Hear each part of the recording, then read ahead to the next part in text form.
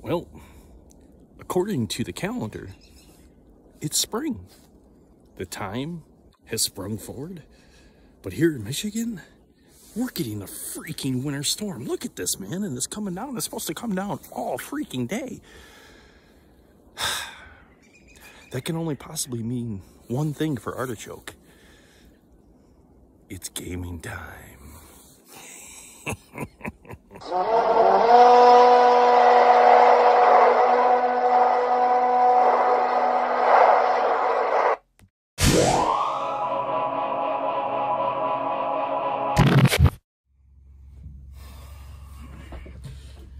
Hey there, folks. Welcome on back to Artichoke Dip. My name is Rob, solo tabletop gamer. And, well, in this video, we're going to get into 5 Leagues from the Borderlands. Now, with the overwhelming feedback from the comments, people said, yeah, I'd like to see a playthrough. So I'm going to do that today. I'm going to get into this and other games as well. This week has been rather crazy. I did the spring cleanup, I've been trying to sell stuff, and I have been caught in the torment of hell of the Facebook marketplace.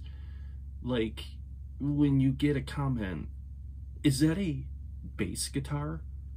Oh, I'm sorry, I put in the description 4-string electric acoustic bass guitar. Yeah, I would have to say it's a bass guitar. But anyways, what can you do, right? Well, few things we gotta get out of the way first before we jump on into the video. And that is, well, the first thing is, this video was sponsored by the House Stark t-shirt. Winter is coming. I'm gonna go out on a limb and say winter's never left.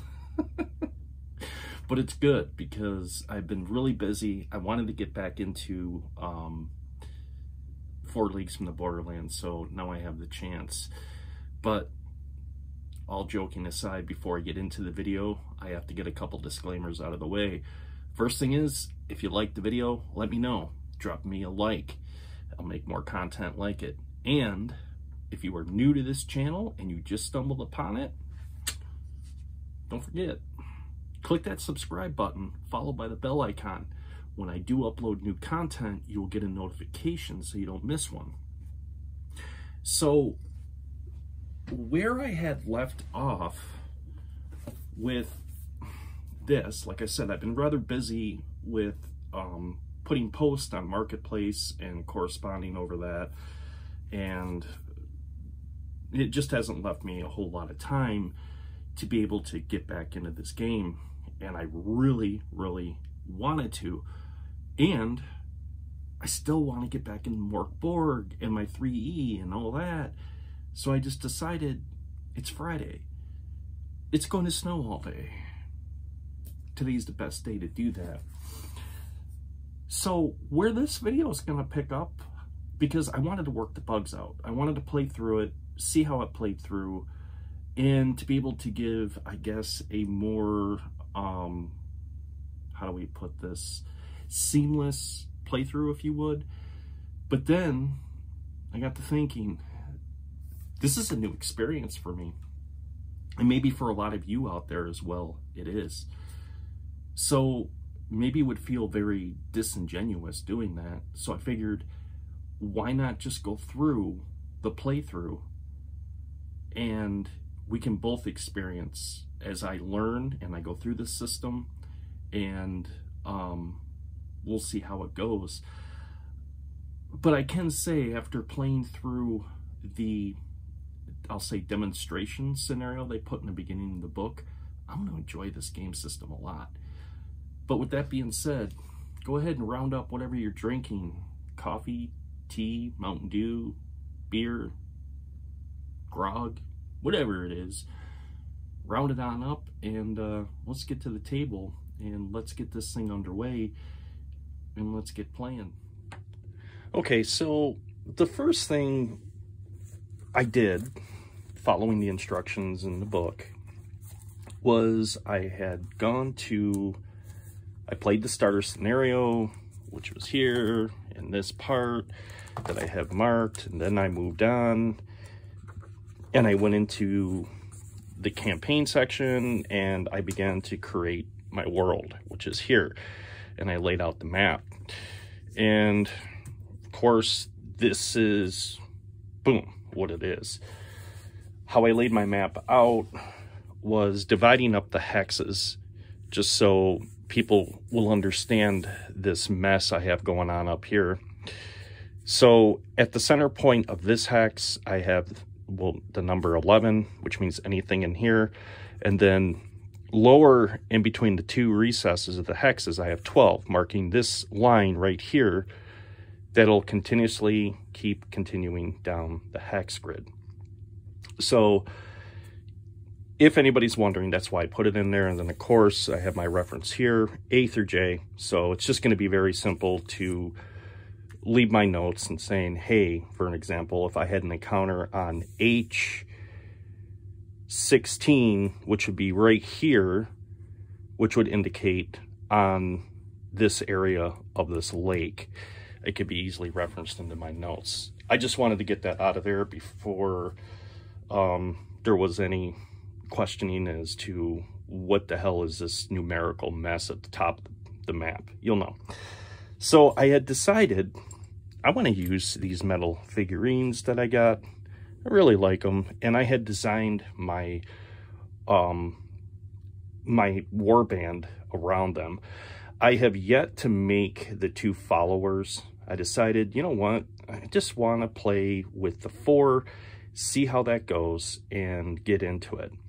So the very first thing is I have to decide where my warband comes in on this map. Since this is the very first scenario I'm playing, I don't go through the preparation phase because this is brand new. So I can either choose and say, hey, I'm going to come in here or there or there. I thought, let's put a little bit more randomness into it. Let's make it more random. All right. So with that, I'm going to use a 1d8. And I'm going to break the corners of the map up. 1 through 2 will be north. 3 through 4 will be east. 5 through 6 will be south. And 7 through 8 will be the west. So let's see which area the warband comes into this map on. A 3. So we will be coming in through here. Oh, great. Okay. Furthermore, I can detail that down a little bit more.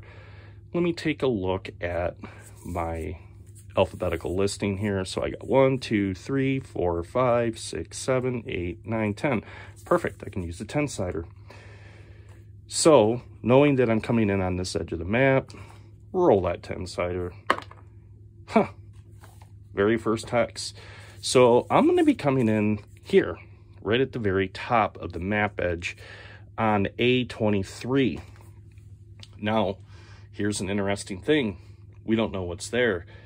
There is nothing in that hex. But here is the thing. We are doing a journey roll.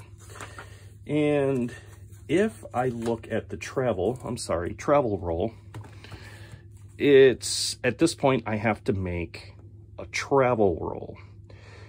So, roll on the travel events table. The whole point behind this is I'm going to travel to the nearest, basically, civilized area, which is going to be this village right here on B18. And I want to see, coming in from here and my warband traveling to here, if any events had happened. So let's do that. Oh, and they do say they recommend using some kind of icon to represent where you are on the map and your travels. So I've decided, I got some mini pieces I have primered. I've yet to paint, because honestly, I don't want to waste a bunch of white paint on this. I'll wait till I'm painting something else that's going to use white paint, and I'll do those at the same time. But this will be my icon. Nevertheless, we're going to use the black skull and rubble around it. And let's roll that travel roll. Let's see what exactly happens along the travels. So I've rolled a 43. Let's go to the chart and see what 43 beholds for us. So 43 is going to fall in between here. It says, met someone. Roll up a travel encounter. See page 114 to see who you met. Okay. Travel encounters. And we're going to roll another D100.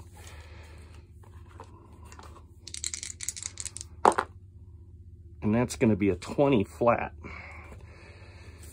So 19 through 21, a night, and this has an asterisk on it. So let's see what it says about the asterisk. So travel encounters, roll a D100 on the table below to determine who you met. Encounters marked with an asterisk are general meetings, while those without are unique meetings. So this is just a general meeting. So now I'm going to go to this table right here, general meetings. To determine how the encounter goes, roll a D100 on the table below, re-rolling on the appropriate subtable where indicated. Okay. 53. So let's see where 53 comes in all this. 31 through 70. Sociable. Roll on subtable. Okay, so here's the sociable meeting subtable.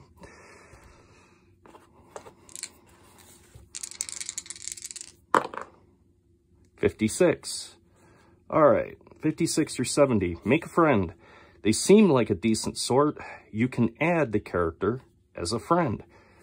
Okay, so we have an unknown knight that's a friend. Very vague, but I can see where I can use this when I do go to add some henchmen into my warband. I can always say, hey, I can pull upon a friend, and one of the friends I have is this knight. And then I can design a henchman around that. So that'll work. So that concludes the travel. Not too bad, not too bad. So along our travels, we run into a knight. Hi, how are you? Hi, great, great, great. Have a nice day. Where's the village? That way. See you later. Bye. Bam. We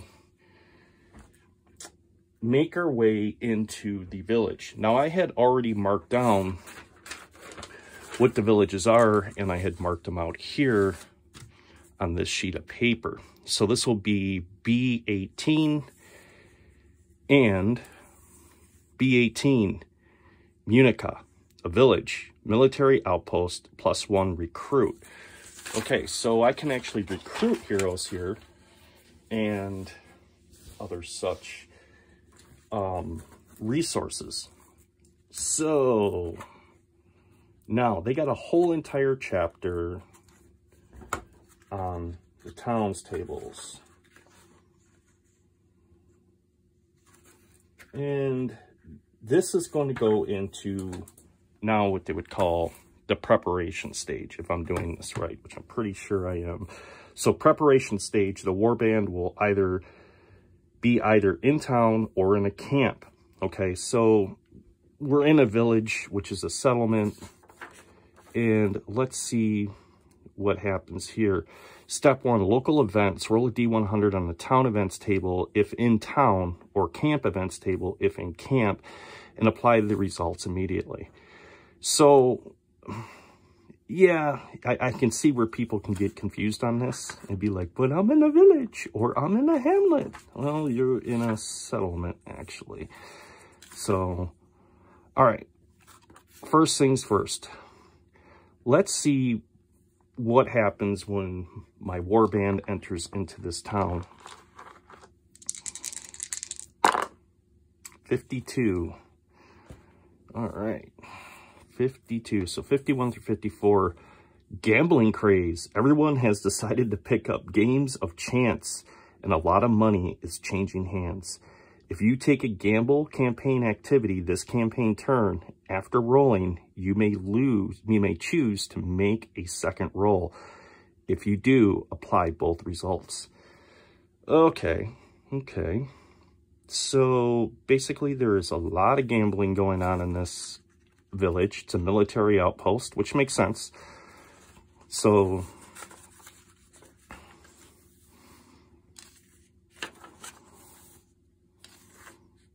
and gambling result. So let's see. For giggles, and I can look at my, how many gold marks do I have? Well, Animar, the human hero, which is represented by this miniature right here, we'll put him in there. He cannot resist gambling. He just loves gambling. So he's gonna go and gamble. Why not? Right? What's that old saying? When in Rome. So, gambling result. Let's see what happens with his gambling. We're going to roll a d6 here. A 4. You do not win or lose any money. Okay, so he broke even. So he's not that bad of a gambler. But he's not the best either. Okay, so we're not in camp. So I don't have to worry about that. Meet the locals table. So here is the locals. We are in a village. So moving on from basically him joining in on some gambling.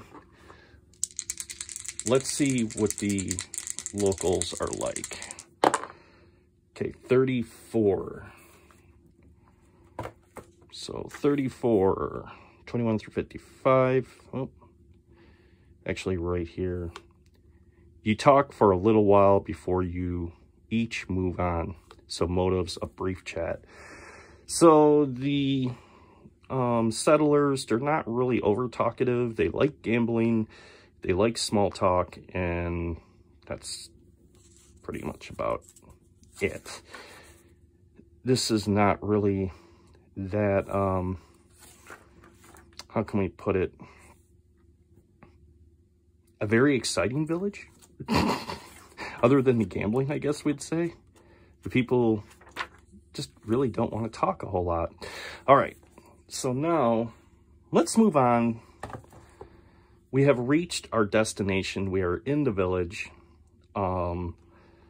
Okay, let's go into adventures. Let's see what we can start there. The second stage of campaign turn is the adventure stage. During this stage, you embark on the adventure and choose for this campaign turn during that's a typo. During this stage, you embark on the adventure you choose for this campaign turn during the decide your adventure step. Oh, okay, I read that wrong. Of the preparation stage. See page 87. This will have been one of the following. So explore a location, so on and so forth. So let's see what kind of trouble we can stir up. So decide your adventure. So I can choose to explore a location, battle an enemy threat, a ride patrol, carry out a contract, rest up, or quest if applicable. So reading through this, it says, you know, by far the less, how do we put this? The less deadly and the more simple will be a ride patrol. So that's what I'm going to do for my first time out, so I just don't completely obliterate my warband, is let's go for a ride patrol. Okay, so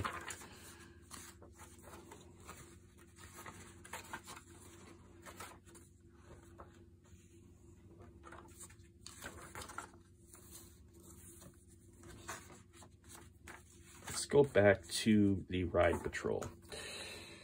And it says right here, your option for a lower risk mission. This involves patrolling the local area and looking out for bandits and trouble. Proceed to the patrol chapter of this section, see page 99, without a travel roll. So,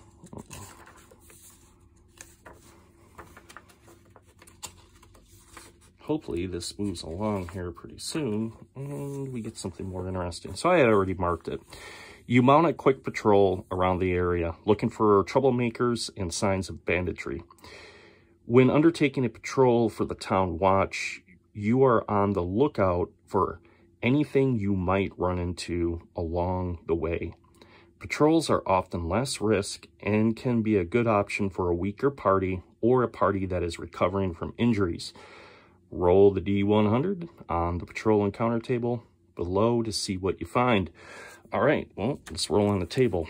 Let's see what we have.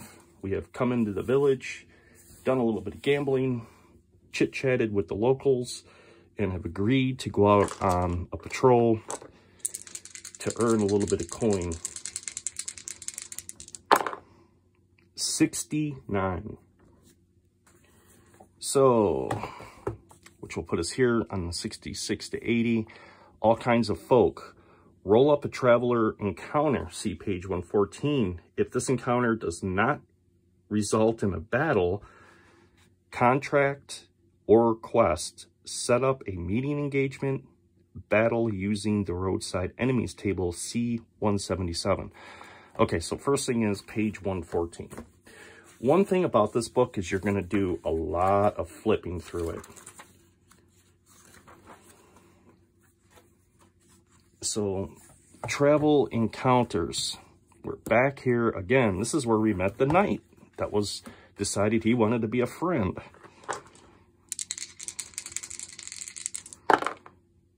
$38. Let's see what we get with 38. 37 through 40. A peasant, which is a common encounter. Okay, so general meetings.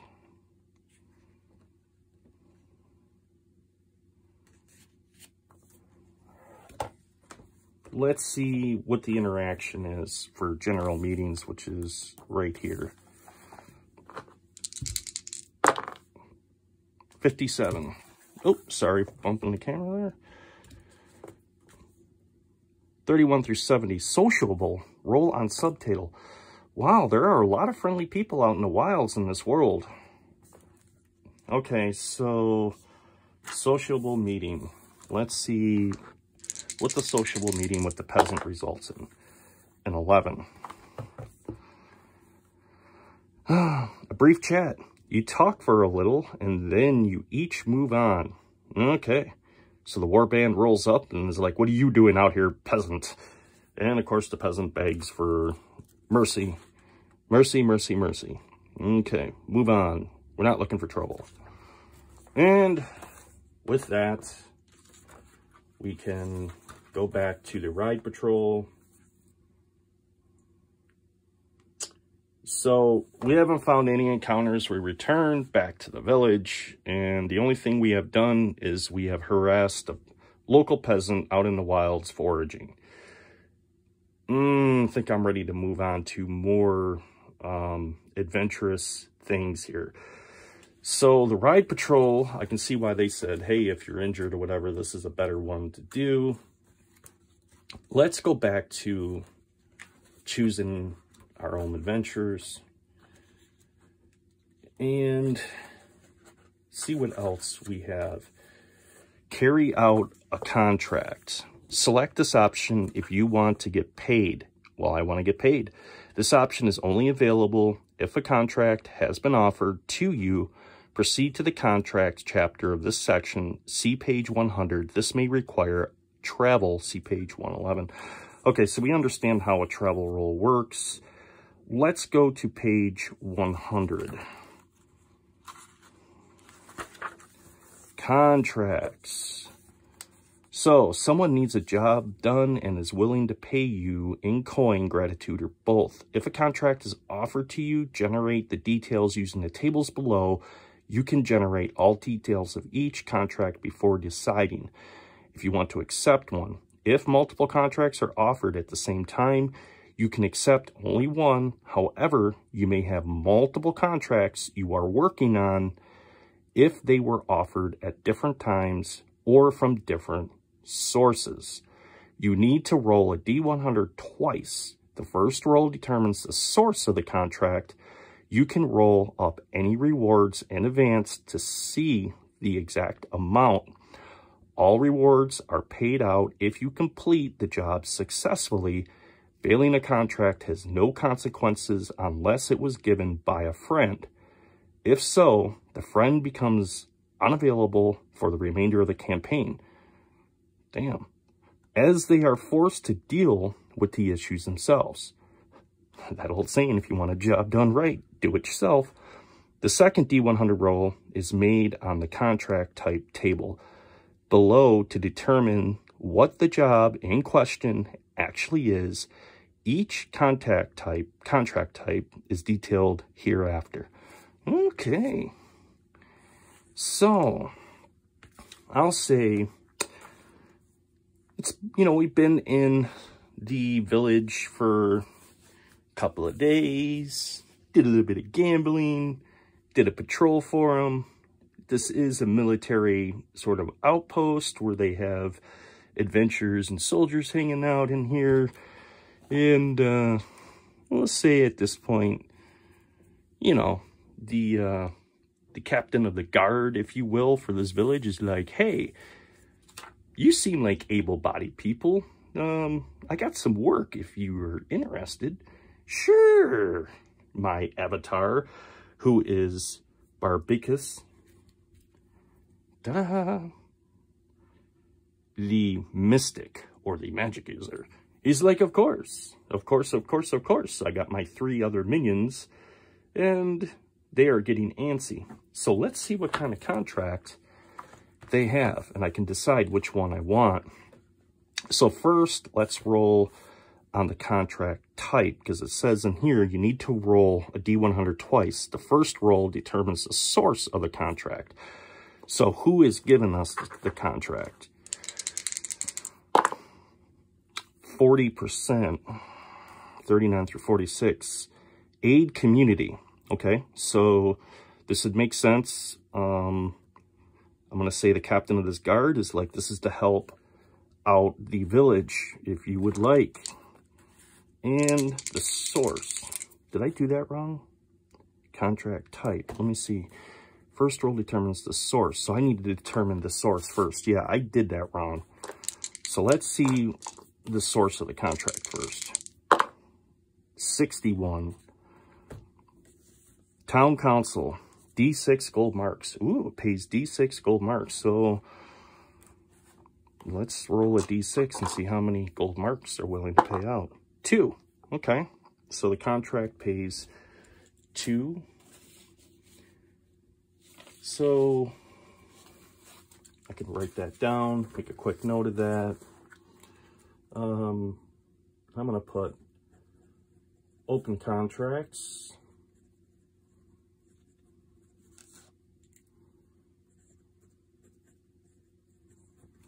And this will be for the village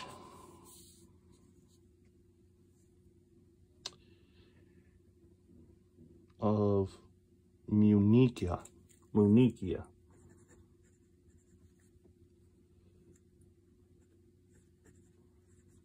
Okay, open contracts. Pays 2 gold, we'll say.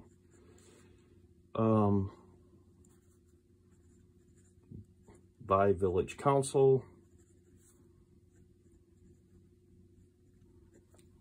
And the contract type will be, I hope it's not go and retrieve a peasant foraging out in the wilderness.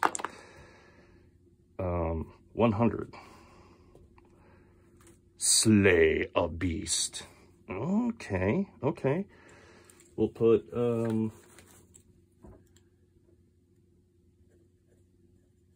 slay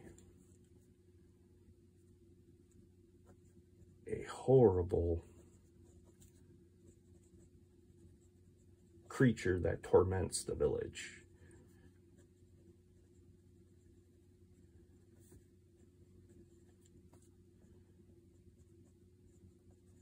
Okay. The location, so contract types, chase off a group. Nope. We're going to slay a beast is what we're going to do.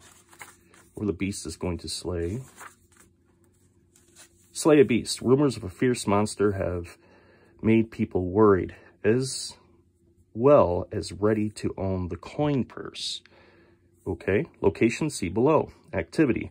Roll on the aberration table. See page 184 to determine what type of beast is upsetting the locals.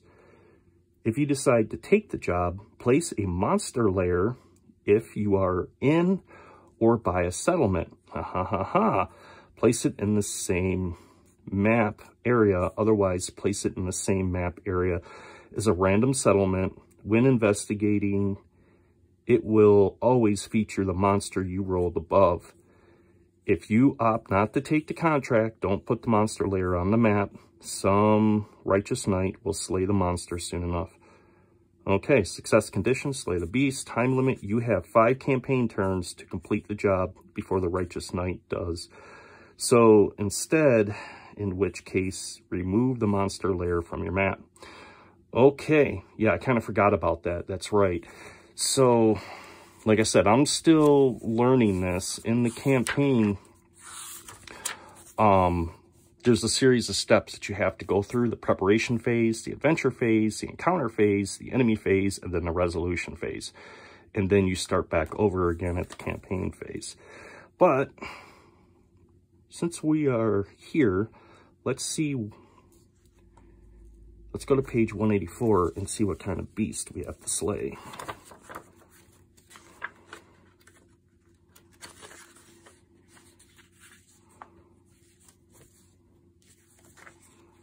The aberration. All right. And of course I will have to do a travel roll because we're going to have to travel to the beast's lair. 33. So 30 through 36. Giant lizard. Okay. Traits, none. Easy enough. A giant lizard. I think I can manage that. All right.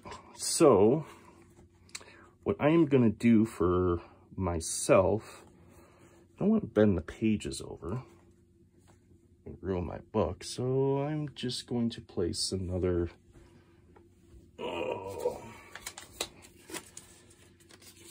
sticky note right here. That way I'll have all of my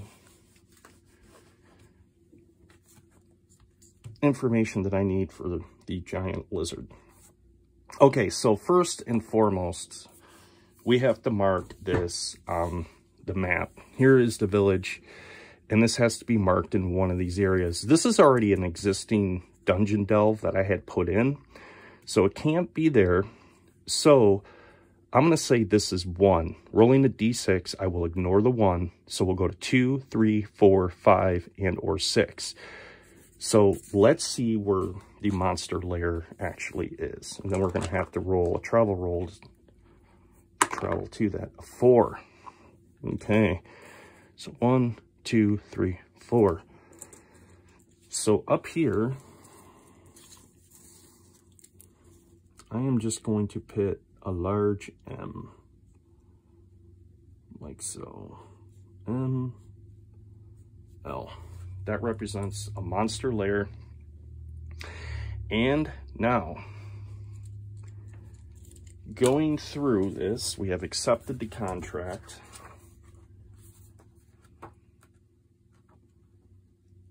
So we have starting the campaign, the preparation phase, the adventure phase, the encounter phase, the enemy phase, the resolution phase. We've already done a ride patrol.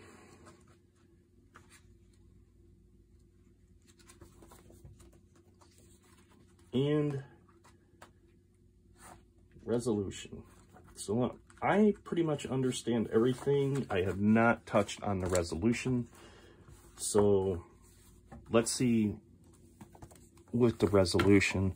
During the resolution stage, you will check for injuries and post-battle effects, collect adventure points and experience points, as well as roll for loot.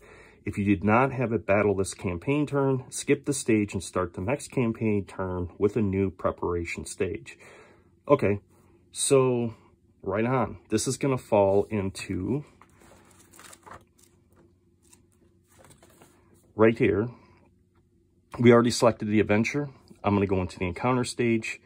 Then it will be the enemy, to where I'm going to set up the map and the minis. And then after it's over with, we'll go into the resolution stage. All right, my friends. There we have it. This is going to be the first video of a couple that I am going to release for 5 Leagues of the Borderlands. There was quite a bit to actually cover in just the basic travel across the map, going to the village, the encounters inside the village, the patrol, and ultimately what's going to lead up to the actual encounter battle, which is going to come later.